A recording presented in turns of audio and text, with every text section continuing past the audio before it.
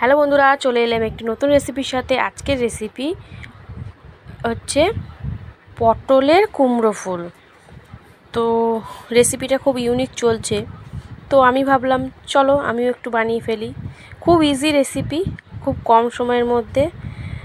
ডালের পাতে তো অসাধারণ লাগবেই, সন্ধেবেলা মুড়ির সাথেও কিন্তু দারুণ লাগবে।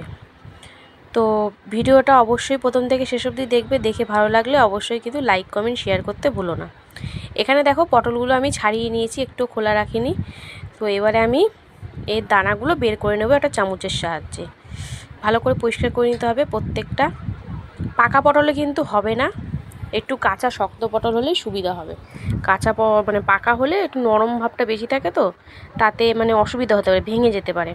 তো দেখো সবগুলো ভালো করে পরিষ্কার করে নেবো। দেখো পরিষ্কার করে নিয়েছি। এবারে একটা চাকুর সাহায্যে আমি এটা দেখো লম্বা লম্বা করে ফালা ফালা করে কেটে নিচ্ছি। এটাই কিন্তু মানে কুমড়ো ফুলের যে আকারটা, সেই আকারটা নেবে ভাজার পর। এই দেখো চিড়ে দেখাচ্ছি, এই দেখো কেমন সুন্দর লাগছে দেখতে। তো এরমভাবে প্রত্যেকটা চিড়ে নেব।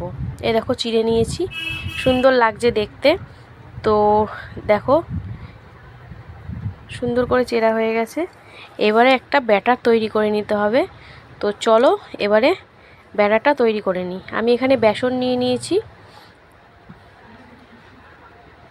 দিয়ে দিচ্ছি কালো জিরে, তারপরে দিয়ে দেবো আমি এতে হলুদ গুঁড়ো,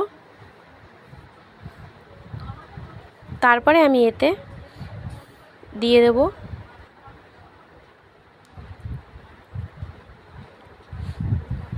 লবণ স্বাদ অনুযায়ী।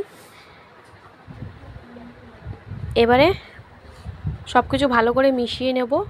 মিশিয়ে নিয়ে তারপরে অল্প অল্প করে জল দিয়ে কিন্তু ব্যাটারটা গুলতে হবে।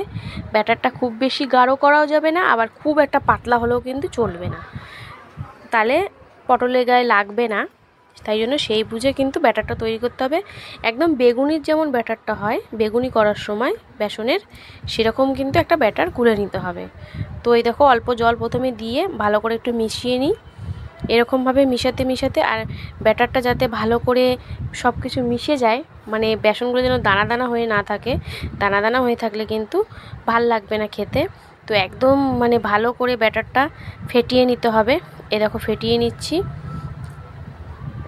এটা কিন্তু সন্ধেবেলা খুব ভালো লাগবে, মানে মুড়ির সাথে কফির সাথে খুব ভালো লাগবে। আর যদি দুপুরবেলা গরম ভাত ডালের সাথে পাতেও কিন্তু খুব সুন্দর লাগবে, মুচমুচে একদম। তো দেখো ব্যাটারটা ভালো করে ফেটিয়ে নিচ্ছি। আর সামান্য একটু জল লাগবে, কেন ব্যাটারটা মিশে গেলেও একটু মানে সময় লাগবে, মানে একটু বসে যায় একটু মানে ব্যাটার গুলতে গুলতে। তো এই দেখো ব্যাটারটা ভালো করে গুলে নেব। এই দেখো সুন্দরভাবে গুলে নিচ্ছি যাতে দানা দানা না থাকে। তো চামচের সাহায্যে ভালো করে গুলে নিচ্ছি, ভালো করে ফেটিয়ে নিচ্ছি। এই দেখো সুন্দরভাবে ফেটানো হয়ে গেছে, দেখছো ব্যাটারটা কত সুন্দর হয়েছে। তো এবারে চলো বড়াগুলো ভেজে নেওয়ার পালা। তো এখানে কড়াইতে সাদা তেল দিয়েছি। বড়া ভাজতে গেলে অবভিয়াসলি সাদা তেলই লাগে, সাদা তেলে বড়া ভাজাটা সুন্দর লাগে খেতে। তো এই দেখো ব্যাটারের মধ্যে পটলগুলো চুবিয়ে চুবিয়ে এবারে ভেজে ফেলবো, একদম মুচমুচে করে লাল লাল করে ভেজে ফেলবো। বাচ্চারাও কিন্তু মানে অনেক বাচ্চাই আছে যারা পটল খেতে পছন্দ করে না, কিন্তু এরকমভাবে ভেজে দিলে ওরা বুঝতেই পারবে না এটা পটল না অন্য কিছু। আর মুচমুচে একদম, আর কুমড়ো ফুলের মতো লাগবে দেখতে। দেখতেও যতটা সুন্দর লাগবে খেতেও কিন্তু ততটাই সুন্দর লাগবে। তো হালকার ওপর একটু নাড়িয়ে চাড়িয়ে দিলাম। এবার এরকমভাবে কিন্তু নাড়াচাড়া করতে করতে দু পিঠটা ভালো করে লাল লাল করে ভেজে নেব। এই দেখো একদম মুচমুচে হয়ে যাচ্ছে। তো আবার একটু উল্টে পাল্টে দিয়ে আবার একটু সুন্দর করে ভেজে নিতে হবে, একটু হাত ইসের সাহায্যে চেপেও দিলাম। এই দেখো সুন্দর ভাজা হয়ে গেছে। তো এবারে নামিয়ে ফেলে একই পদ্ধতিতেই বাদবাকি যে কটা আছে সেগুলোও কিন্তু ভেজে নেব। তো আবার বেসনের মধ্যে চুবিয়ে কিন্তু দিয়ে দেবো। তোমাদের যদি রেসিপিটা ভালো লাগে তো অবশ্যই কিন্তু আমার পাশে থেকো, আর বাড়িতে অবশ্যই একবার ট্রাই করবে। একদম ইউনিক রেসিপি পটলের। ভিডিও ভালো লাগলে লাইক কমেন্ট শেয়ার করবে। আর যারা যারা এখনও চ্যানেলটি সাবস্ক্রাইব করনি অবশ্যই সাবস্ক্রাইব করে নেবে। পাশে থাকা বেল আইকন সমেত, তাহলে আমার রেসিপি খুব সহজে পৌঁছাবে তোমাদের কাছে নোটিফিকেশনের দ্বারা। আর যারা যারা ফেসবুক পেজ থেকে দেখবে তারা অবশ্যই পেজটা ফলো করে নেবে।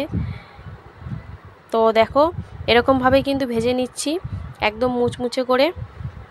তো আমার রেডি হয়ে গেছে পটলের কুমড়ো ফুলের বড়া, মানে দেখতে একদম কুমড়ো ফুলের মতন কিন্তু আসলে পটলের বড়া। রেসিপিটা কেমন লাগলো অবশ্যই জানাবে, আর ভালো লাগলে অবশ্যই লাইক কমেন্ট শেয়ার করবে। আর এরকম নতুন নতুন রেসিপি ভিডিও পেতে অবশ্যই আমার পাশে থেকো তোমরা। তোমাদেরকে ছাড়া কিছুই সম্ভব না, তোমরা পাশে না থাকলে হবে না। এই দেখো কতটা মুচমুচে হয়েছে, আর ভেতরটা দেখো সুন্দরভাবে কিন্তু সিদ্ধ হয়ে গেছে, দেখছো কত সুন্দর লাগছে দেখতে। তো ভিডিও ভালো লাগলে অবশ্যই পাশে থেকো। তো আজকের মতন টাটা।